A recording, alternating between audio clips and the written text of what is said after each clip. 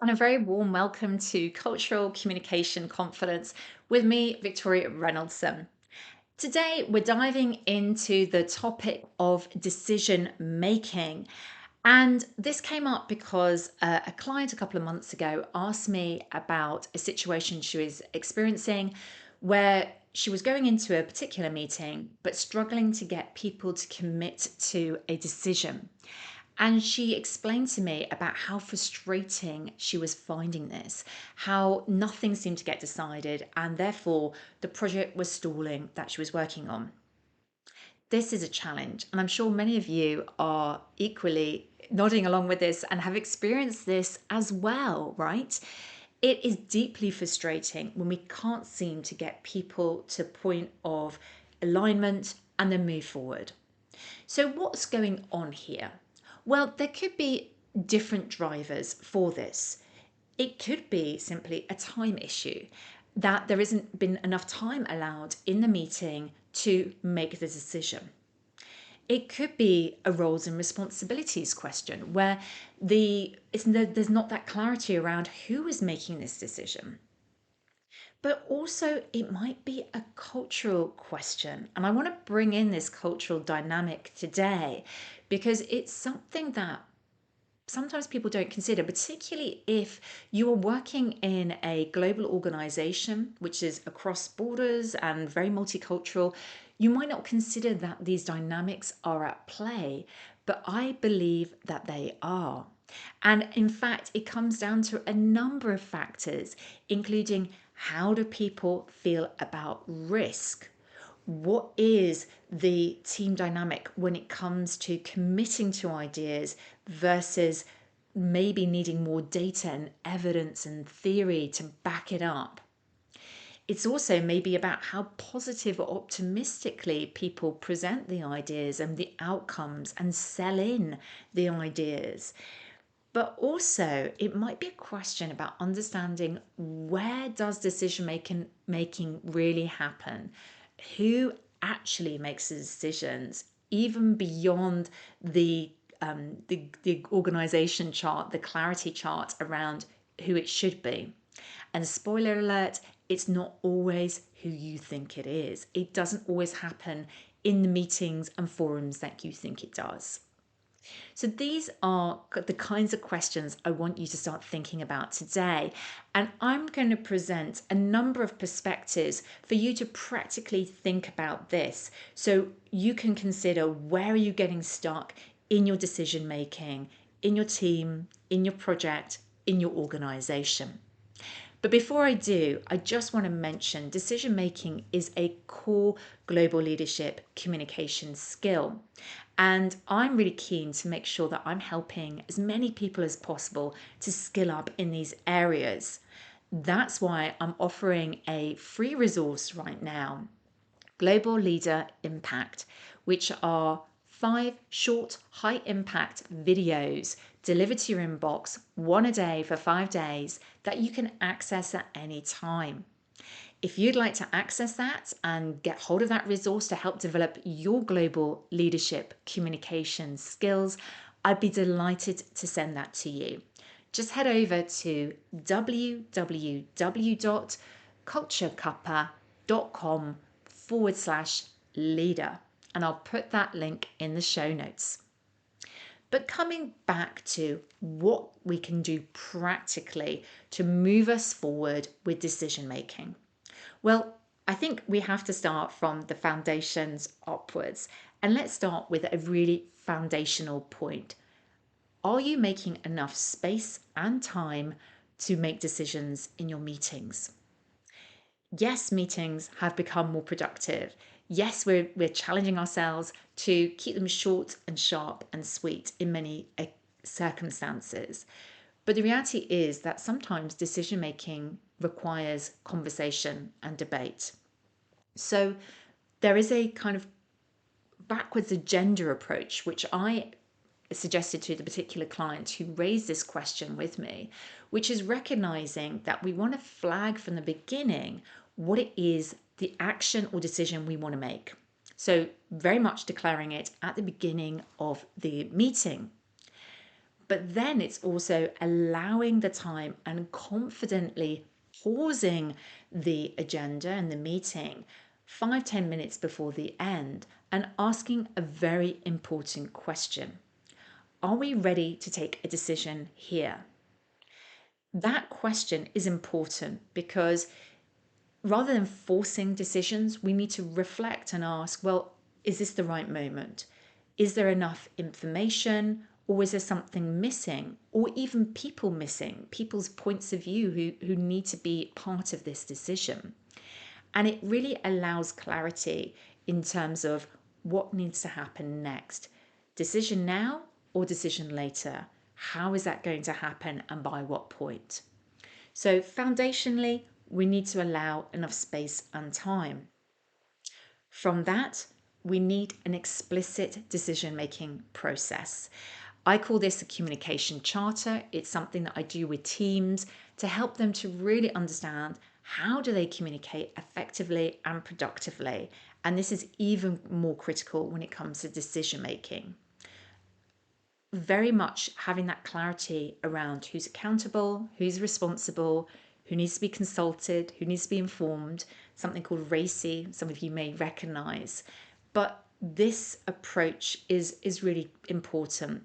It's recognizing the power dynamics at play within your project team or organization, understanding how do you get to alignment, and also potentially recognizing that it might not be the obvious people, that there might be hidden influences behind the scenes who are an important part of making sure you get to the decision point you do.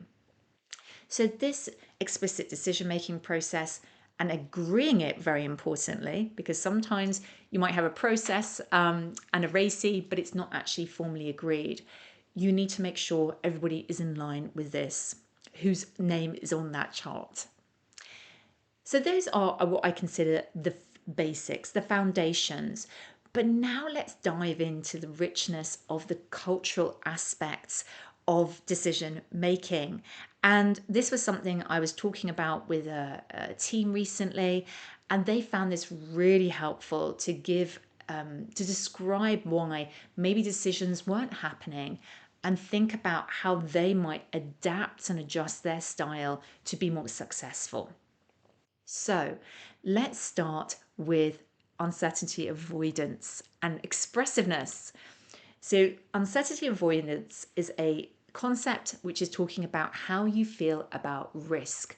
It's a behavioral preference. Some of you will be very happy to take risks and be experimental, and then to try and adjust the approach as you go along. Other people, others of you listening to this episode, might be thinking, well, actually, I like to be quite planned. I like to know what might come up, what risks there are. I want to manage these. I want to know what my plan B and my plan C is. And everybody needs to be on board with this. So I need the data, I need the evidence, I need the proof that it's going to work before we fully commit and make that decision. You'll be nodding along to one of those, right? You will recognize which one is more likely to be you. And this is true for the teams that you're working with as well. So if you have a strong preference for uncertainty avoidance, either way, either high or low, then recognize that you might be working with individuals, decision makers who have a different view from you. You might need to adapt to adjust what you're doing, the way you present things, so they can feel more comfortable and therefore able to commit to the decision. I also mentioned expressiveness connected to this as well. This is also an incredibly important factor because sometimes expressiveness is how you are judged, whether you are strongly committed and passionate about what you're saying, whether you really truly believe that what you're presenting is going to work. Now, in cultures that are highly expressive, this is highly valued, and decision makers may be really looking to you to have that high level of expressiveness to get that commitment. For low expressive cultures, in fact, it's completely the opposite. They want to know that you are feeling professional, you're detached, you're presenting things in a very neutral way, that you are being quite factual and rational about the way that you present things and not allowing emotions to come into the decision making process. Again, think about this. Which one sounds more like you? Which one sounds more like the people that you need to get your decisions from? If they are different from your natural center of gravity, then you're going to have to think about how you might adapt yourself slightly to fit in with their norms, to think about what would make you more successful in getting your decisions signed off. So, those are a couple of cultural factors. But two other factors that interplay when it comes to this idea of decision making comes down to power distance and collaborative approach. Okay, so when people have high power distance structures, that means that there is sometimes a sense of formality in decision making. There is a clear way to do this, and it has to go step by step. It can't suddenly go from person A lower down in the organization and move several steps upwards. So, power distance will determine how many levels you need to go through, how many people need to see it and approve it. And you will need to factor that in when you are planning, because clearly that might take more time. It also might mean that you need to spend much more time and effort upfront before you even get into the formal sign off meeting. And in that circumstance, what that looks like is that that meeting is just somebody signing, saying yes, but effectively all the work's happened before the meeting. So consider, if you're in a high power distance project team or organization, and that's not your normal way of being, you might need to factor in more time to align to get to the decision. The other factor that I mentioned was collaboration. So being collaborative. And that is something that is important as well. So in collaborative cultures, there is an expectation of creating consensus, that there may that sense of confrontation or dissenting views is not comfortable.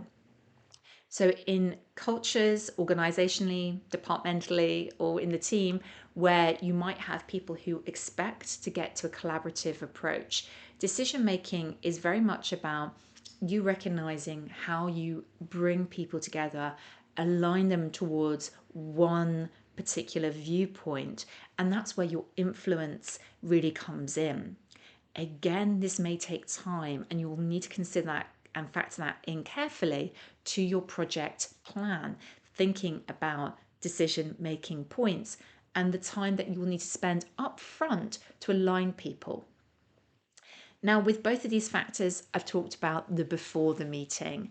And yes, there is certainly, it would be amazing if all that needed to happen was to gather people in one room for the meeting itself and it was done.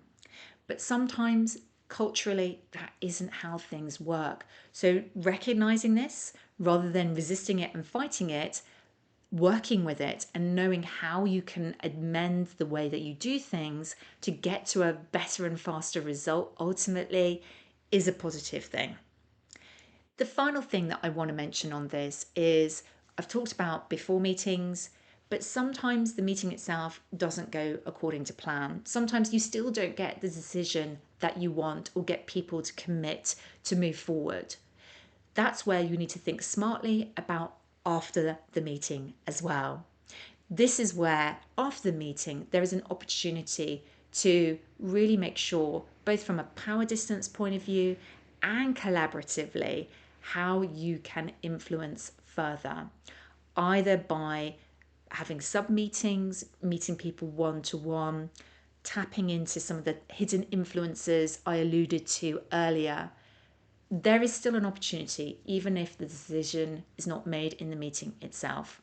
So instead, think about it more 360 and three parts: before the meeting, during the meeting, after the meeting. We've covered a lot here, But I really want to ask you some practical reflection questions here so that you can apply this in your own world today. So, what decisions do you need right now? Have you got the foundations in place around space and time in your meeting agenda and communication, agreed communication charters, so everybody's clear about roles and responsibilities? If you've ticked these foundational elements, then really consider the cultural dynamics. Consider how people feel about risk, what they feel about expressiveness, and how positive and optimistic you need to be to successfully sell ideas in and get a decision. Consider the collaborative approach as well, and also the power dynamics, how hierarchy plays a role in the way decisions are made. I really hope you found this valuable. And as I say, decision making is a big topic that I get asked about a lot with my clients. It's also a really core topic to global leader communication. And I encourage you and invite you to access the full range of topics in the free resource I'm offering to you right now. Global Leader Impact is short, sharp, impactful videos, 5 of them, one a day to your inbox that you can watch at any time. So if you'd like to get hold of those, feel free to go over to www.culturecuppa.com/leader. And I'd love for you to access that and learn further on these important topics. In the meantime, thank you so much for joining me here today. It's been an absolute pleasure to share on this topic of decision making. And I'm really interested to hear how you apply this. So feel free, reach out to me on LinkedIn, message me on my personal profile. It's Victoria Reynoldson. And I look forward to seeing you next time.